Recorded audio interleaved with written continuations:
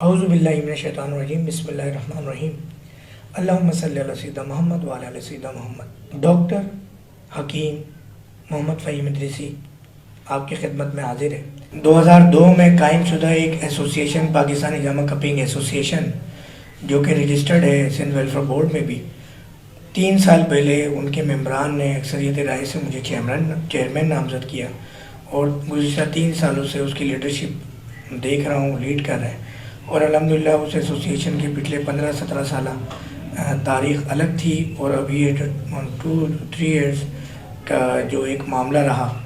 وہ بہت ہی الگ ہے۔ اور ہجامہ جس طرح پہلے لوگ نہیں جانتے تھے،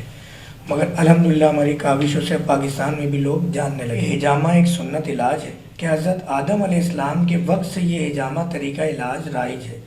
کیونکہ پہلے یہ سائنٹیفک طریقہ نہیں تھے، بلکہ اگر ہم اتنا پیچھے نہ بھی جائیں، اگر ہم صرف نبوت کی ہی بات کریں تو 1400 سال پہلے یہ طریقے علاج جو آج آپ کے ممالک کے اندر رائج ہیں، یہ رائج نہیں تھے۔ تو اس وقت دیسی علاج کیا جاتا تھا، مگر جہاں پر ہجامہ کو سینگی کے نام سے جانا جاتا تھا۔ اگر ہم اسلامک پوائنٹ آف ویو سے ہجامے کی بات کریں تو نبی کریم صلی اللہ علیہ وسلم نے کرم فرمایا کہ تمہاری تمام ادویات میں سب سے بہترین علاج ہجامہ ہے۔ نبی کریم صلی اللہ علیہ وسلم جب معراج شریف پر تشریف لے کے گئے تو وہاں پر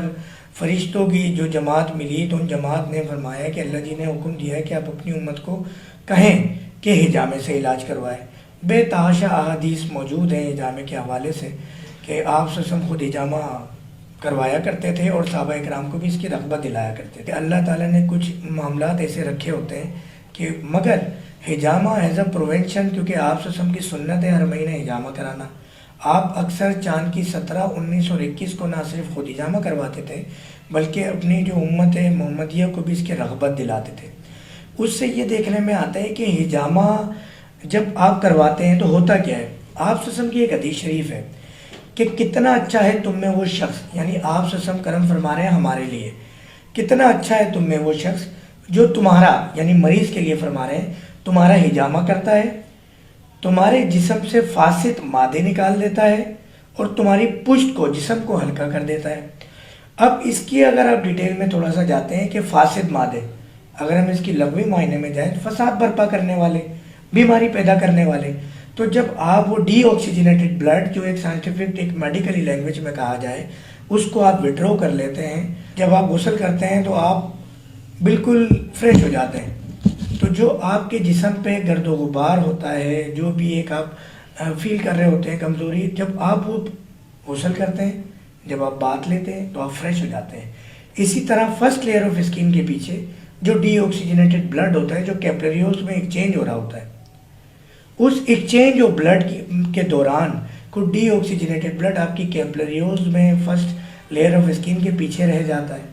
جب آپ ہجامے کے ذریعے اس کو وڈرو کر لیتے ہو، آپ کا جسم بالکل فریش ہو جاتا ہے،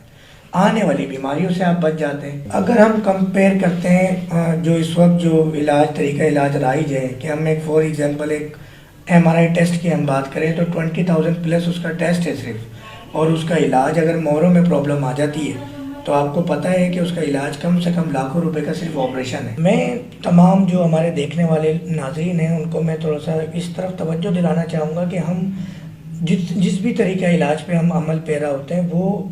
ایک ہمارے تجربات ہیں، دنیاوی تجربات ہیں، مگر ہجامہ وحی الہی سے ہم پہ نافذ ہوا کہ اللہ جی نے بذریعہ وحی نبی کریم صلی اللہ علیہ وسلم، بذریعہ فرشتہ نبی کریم صلی اللہ علیہ وسلم تک یہ بات پہنچائی کہ آپ ہجامہ کروائیں اور حکم دیں۔ تو آپ نہ صرف بیماریوں کے لیے، اس کے کیور کے لیے کپنگ کروائیں، ہمارے پاس آئیں، امی جان کلینک کے نام سے ہم مختلف، ہماری پورے پاکستان میں بلکہ پوری دنیا میں برانچز ہیں، کپنگ کروائیں۔ اور الحمدللہ اگر آپ امی جان کلینک سے کوالیفائڈ ڈاکٹرز اور حکیم سے ہجامہ کرواتے ہیں تو آپ کے جسم پہ نہ کسی قسم کا نشان رہے گا، نہ آپ کو کوئی درد فیل ہوگا، نہ کوئی ویکنیس ہوگی، نہ کوئی کمزوری ہوگی۔ ہمارے پاس علاج یہ بہت ہی مناسب پیسوں میں اویلیبل ہے۔ السلام علیکم ورحمۃ اللہ وبرکاتہ۔